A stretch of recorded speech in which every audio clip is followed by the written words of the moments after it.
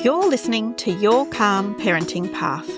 I'm your host, Nina, a mindful parenting coach and mum, here to help you go from overwhelmed and reactive to calm, confident, and connected with your kids. This show is for parents who want to raise their children with more patience, less stress, and a whole lot more joy. Because small shifts make a big impact, and you can build the parenting life you've always wanted. If you want to see what I'm up to, follow me on Instagram at Mindful Parenting Lifestyle, and don't forget to hit follow or subscribe so you never miss an episode. Let's get started. Hello, lovely listeners. Welcome back to the podcast. Today, I'm joined by Jessica Tomich Sorci, a licensed marriage and family therapist, certified perinatal mental health specialist, and a level 3 trained internal family systems therapist. Jessica has spent more than 15 years supporting mothers through the emotional ups and downs of parenting, and she's the creator of the Mum Parts Method, helping mums make sense of their inner world with more compassion and understanding. She's also the author of an amazing book called When Good Mums Feel Bad, which explores the very real and often unspoken feelings that come up in motherhood. And she's also the host of the Mother-Centered podcast. Wow, so much. Jessica, I'm so glad to have you here. Thanks for joining me today. Thanks for inviting me, Nina. I'm happy to be here. Excellent. Now, I've just given you a nice big bio, but can you start maybe by telling us a little bit more about yourself, the work you do, and what led you to support mothers in this way? Sure. I was a child of a mother who had a very hard time. And I studied her closely because I wanted her to be well and I wanted to get more mothering myself. She was not available for really being tuned in and present, and had addiction problems and was just really in bad shape for most of my childhood. So I emerged from that really interested in my own mental health and in an understanding more about what had happened between she and I, and how to understand her kind of troubled nature. And so I ended up, after a long career in music, getting into being a therapist in my 30s and studied attachment and just dug into it and really wanted to be a mom myself, or a mum for your listeners. I love mum more than mom, but we say mom over here in the States. Yeah, mum is so much cuter. So when I had my daughter, I really felt like I'd had this long experience of being in therapy. I'd been in therapy pretty steadily since I was 18, and I'd studied, motherhood, attachment, relationships, psychology. I had a master's degree. I just felt so prepared. I really wanted her. Yeah. And then my experience, pretty much from the moment she was born, was so humbling and difficult. She was a fine baby. I mean, she may have been a little bit more high needs than some, but my experience really took my breath away and really gave me, first off, just a run for my money. I really felt at times like I wasn't sure I was going to make it through, that I had such a huge kind of anxiety that I hadn't expected. And I was so depleted that it felt like I was just going to tank. I got really concerned that I was going to end up in the hospital because I could tell that something was really not working energetically in my body. And I wanted so much to be there for her. And so I had to change almost everything in my life in order to get the support that I needed. I had to move in with family and leave behind everything to just get her what she needed and get me more support. And I ended up finding a job when I moved, working with a mentor who specialized in maternal mental health. I mean, it was so serendipitous. Written on the wall. Yeah. Yeah. I felt like I needed to kind of hide what a hard time I was having, but she was fine with me being real about it. And fantastic. Yeah, bringing my baby into supervision and just really getting a very holistic experience. So she really set me on this path, and I inherited her clients and started running mom groups. And it just became clear to me that this was an area I could speak to with a lot of personal insight and a lot of desire to help. Yeah. And so that's kind of how it kicked off. Fantastic. As you're talking, I'm coming back to one of the quotes from your book, which I've started to read, and I'm just going to say it now because I think it really kind of outlines what you're saying.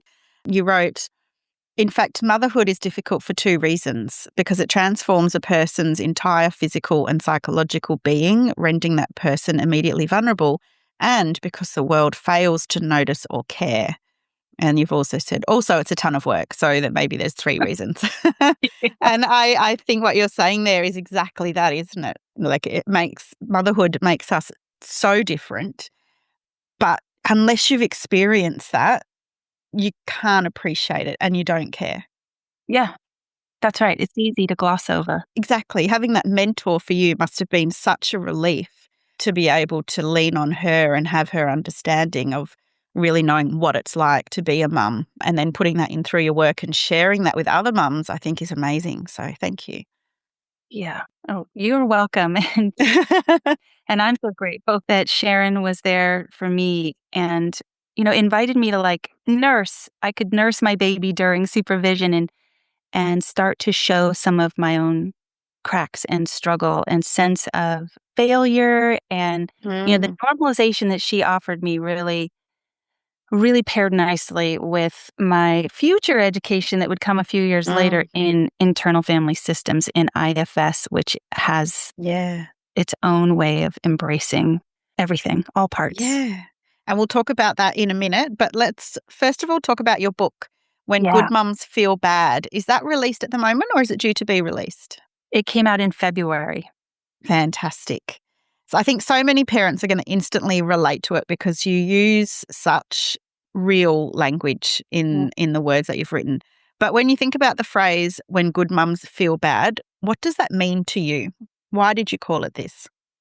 Yeah, I have seen that it tends to be the moms that are working the hardest that feel the worst about how it's going. They're putting everything into it, feeling depleted, maybe feeling resentful, then feeling guilty for feeling resentful and criticizing themselves for the fact that, Oh my gosh. right? And it becomes this weird kind of loop inside that's really compounded by overworking. Yeah. So extra good behavior from a mom, I think, kind of guarantees feeling bad because there's not enough support to really maintain that level of good mumming. Good mumming. Yeah. What are some of those bad feelings that you see come up most often for mums, and why do you think they feel so heavy or hard to talk about? I think it's like in the anger category is really hard. Like that resentment is kind of the lowest grade of anger that's the most acceptable, I think, for moms to acknowledge. Like, you know, just that I had to get up 4 times last night, or I had to change another blowout, or I have to go pick up my kid one more time from another soccer practice. Yeah. It's okay to kind of complain and vent, but moving into larger, more colorful expressions of anger, which I kind of grade in the frustrated, irritated, angry, rage spectrum, that is so frowned upon by culture. Yeah. I think having angry feelings is seen as morally suspicious in motherhood. We're supposed to be all in and kind of Yeah. unconditionally loving and safe. We need to be the safe home base for our kids. And I get that. And there's truth to that in many ways. But moms are real people that have finite nervous systems and breaking points and insufficient, support. So we end up moving into anger when our boundaries are violated, when we're tapped out and we have nothing more to give. And then, so you got the angry feelings, and then you have like the inner critic and the guilt that come in around, I shouldn't have those feelings. So now there's like a whole chorus of negativity inside that really is, I think, the foundation of the bad feelings that come for good moms. Yeah. You mentioned earlier IFS, and in the book, that's all about mum parts. Can you explain about mum parts and how that all works? Because there's a lot of the negative stuff included in that too, isn't there? That's right. Yeah, in chapter 5, I go through every one of the 29 parts to give them a little bit more definition and really to highlight the paradoxical nature of them. IFS is, I'd say, largely about paradox. It's what's given me a lot of confidence and curiosity to move closer to aspects of myself and my clients that would otherwise be, diagnosable, unlikable, kind of scary. It's got a philosophy that all parts are welcome, that all parts of us show up to try to help in some way. They show up because there's a sense of threat or of not being safe. And even if that threat and that feeling of not being safe are inaccurate, your parts are coming to try to help you. Yeah. And so if we can bring some curiosity and interest to those parts and start to sort of develop a relationship with them, befriend them is the way we talk about it in IFS. Yep. We actually make incredible progress with helping them relax and soften. So I've named 29 parts that I see most often. They're not the only parts that moms have, but they're the ones that are, I think, most common and recognizable. So I just decided to call them out, give them a name, and see if by providing a sort of menu of parts that I could help moms feel understood and seen and kind of normalize these feelings, these collections of feelings and reactions that are really typical for moms. Yeah. And giving them that feeling that I'm not alone. I'm not the only one that feels this way. It's normal. Yeah, It's so normal. It's been, put in a book. Everyone feels these things and it's okay. Yeah. exactly. Mm. In the book, you mention that there's two different types of parts. You've got the firefighters and the managers. Maybe you could explain the three parts, might be easier. Yeah. Yeah, IFS talks about protector parts and then more vulnerable exiled parts. And I spin off on that. I don't really stick with that specific terminology. So I talk about protective parts that are most of those 29, 26 of them are protective parts that show up to do exactly what I said a little bit ago. Like there's a sense of threat. I better come in and try to make sure that Nina is respected, safe, seen, heard, included, whatever the case may be. And then there are 3 that I call inner baby parts that I think have a lot of vulnerability and more feeling based. I call them inner baby because I really want to convey that sense of them being small and not feeling empowered and needing care. And that's sad, scared, and wanting. Wow. And everybody has them. Yep. They're not a reflection of being broken or like trauma. If you have been traumatized, there's a good chance your sad, scared, and wanting parts have some extra baggage that they're holding, Yeah. but we all have them. So that's how I think about it. Like the energies in the system that we're working with are inner baby parts, protectors, and then something I call inner mom energy, which is, your big resource, Yeah. your innate, unharmable self. That is who you are when your parts can give you a little space. Excellent. So how does knowing about these mum parts help in real life parenting moments? If this way of seeing one's system feels right, and a person starts reading the book or applying these ideas, it does take some time to build relationships inside, just like it takes time to build relationships outside.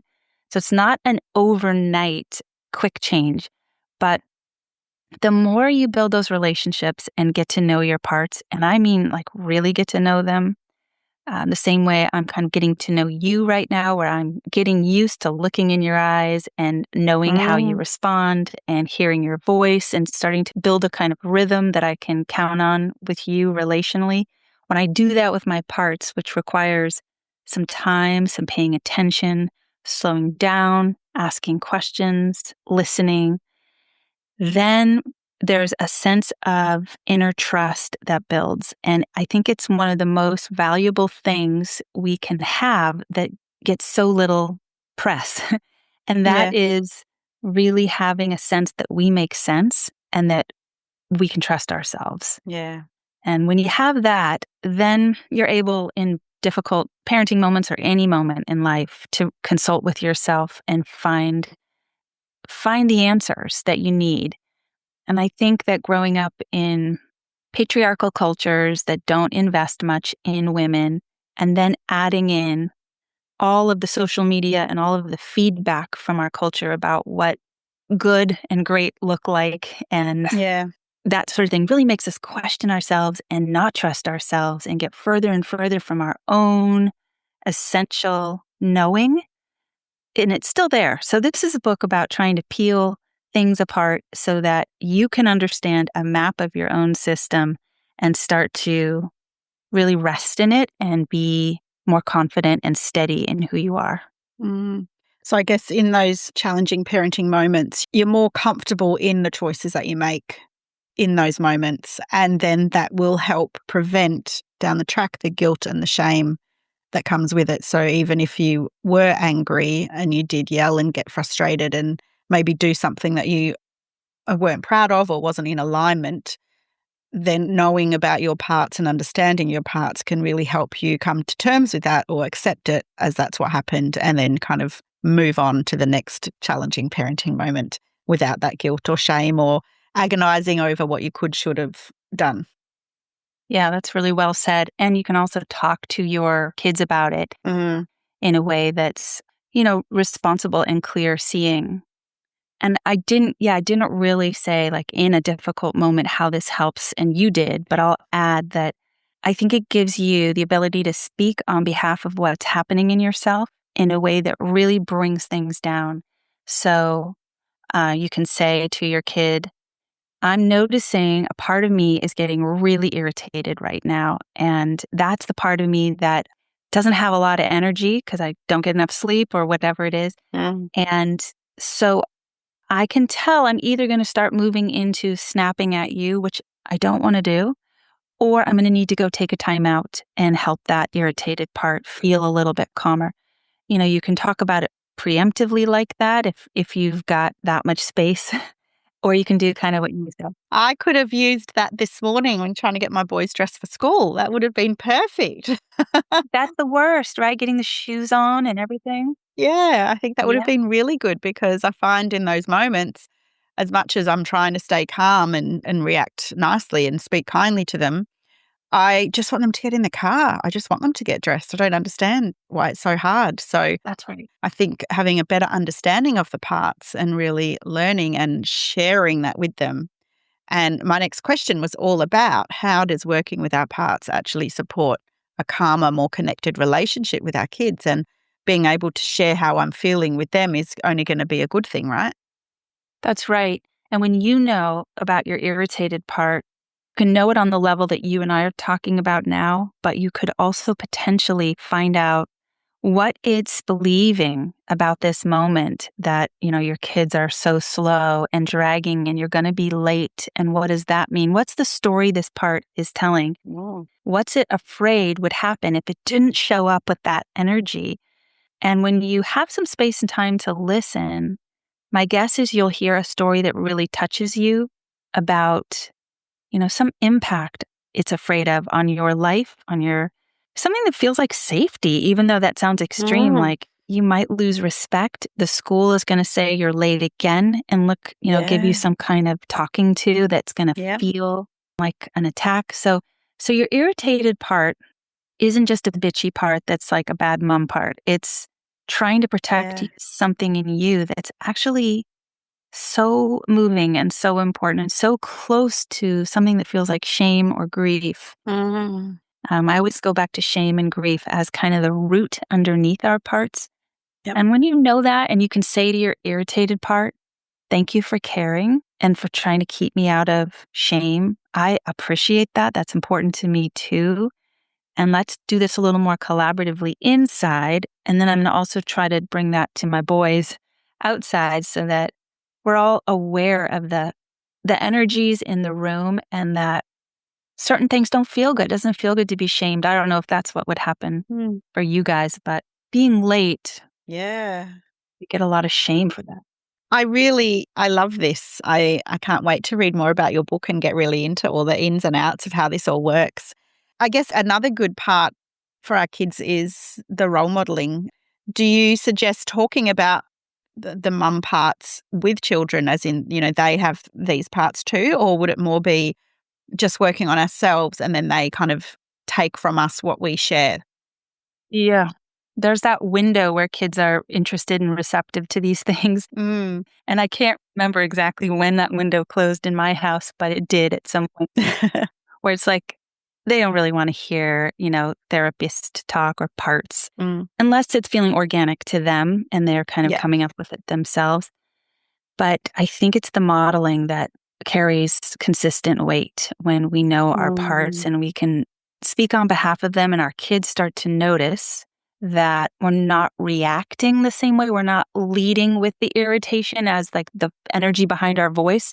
There's actually our voice is conveying information about the irritated part respectfully, but Yeah. we're showing up in a way that they can tell. Oh my, it's basically regulation. You're regulating yourself, right? They can Yeah. feel it and it's a gift to them. So there's some sort of built in like teaching with that for sure. Yeah. Role modeling how to respond in those moments. Yeah. So for parents who might be listening and thinking, it sounds really interesting, but I don't have time to figure all this out, what would you say to them? Well, I would invite them to come to a Mum Parts salon that I run. I run one a month. Ooh. And I think they're $29. That's how I've been pricing it lately. You can come from anywhere in the world, and I try to do it at different times so that it might work at some point. Oh, fantastic. And in a 1-hour session with other people who've never met each other, we'll go through a process where I'll guide you into remembering and connecting with a moment where you felt stirred up about motherhood. Yeah. And as you get in touch with that, you'll kind of feel the feelings again. And then you'll look at a PDF I show of your mum parts and you'll pick the ones, write them down that came up for you. And then we'll go through the other, I think it's 3 steps of speaking some truths on behalf of those parts, which really helps understand why they're showing up.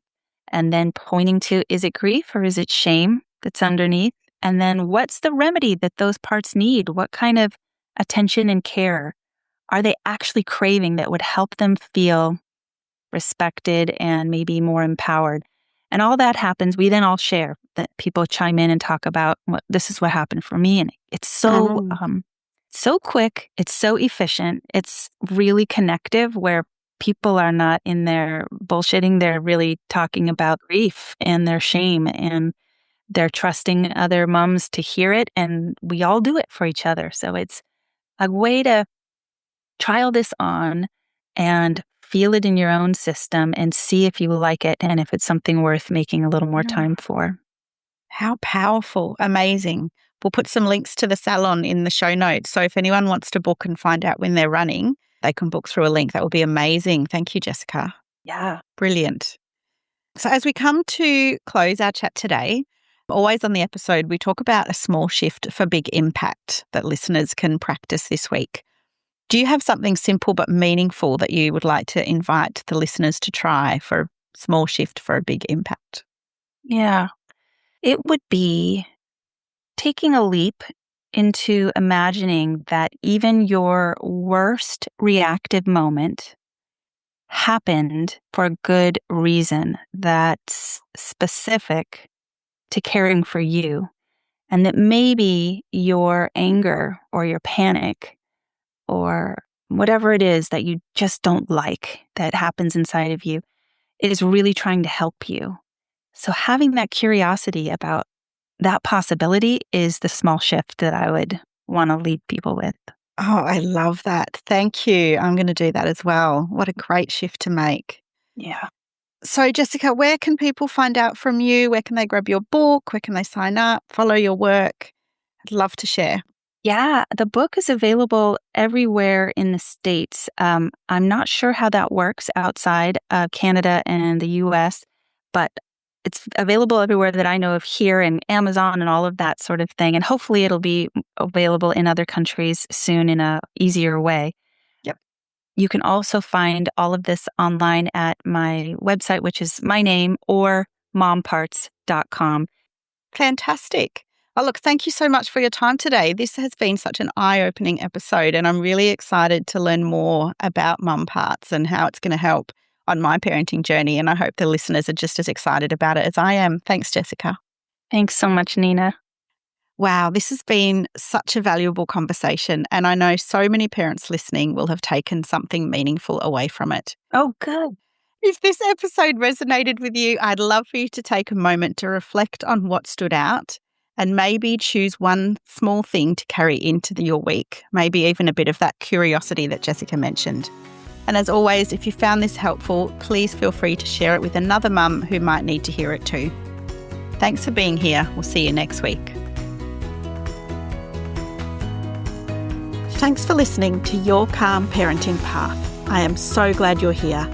And I hope this episode gave you something useful to take into your parenting journey. If you'd like to dive deeper, sign up to my mailing list at mindfulparentinglifestyle.com.au for more tips and insights, or book a free chat to learn how we can work together. And don't forget to hit follow or subscribe so you never miss an episode. I look forward to speaking with you next time on Your Calm Parenting Path.